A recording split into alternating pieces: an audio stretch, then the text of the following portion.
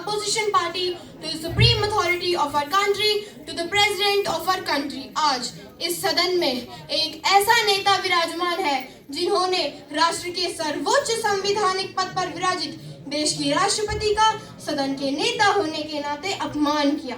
हमारे राष्ट्र का यह गौरव है कि देश के आदरणीय प्रधानमंत्री जी ने देश की 75 साल की आजादी में पहली बार एक गरीब आदिवासी महिला को राष्ट्रपति पद का उम्मीदवार बनाया। राष्ट्रपति पद का उम्मीदवार बनते ही अन्य पार्टी के नेताओं ने देश की राष्ट्रपति को बुरा भला कहना शुरू कर दिया।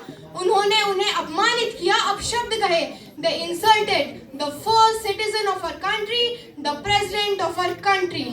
उनके उस कृत्य पर एक पत्रकार ने उन्हें टोकते हुए कहा कि आप देश की महामहिम राष्ट्रपति का अपमान कर रहे हैं। लेकिन तब भी उन नेताओं ने राष्ट्रपति का ये अपमान वापस नहीं लिया।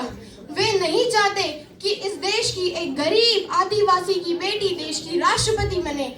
एक गरीब आदिवासी की बेटी इस देश को संभाले। आज इस सदन में अनेक नेता मौजूद हैं। मैं उनसे पूछना चाहती हूँ, as a minister of women and child development, why you sanctioned the humiliation of the president of our country? Why you sanctioned the humiliation of the tribal legacy of this country? You sanctioned the insult of every Indian citizen. You insulted the woman in the highest office in this country.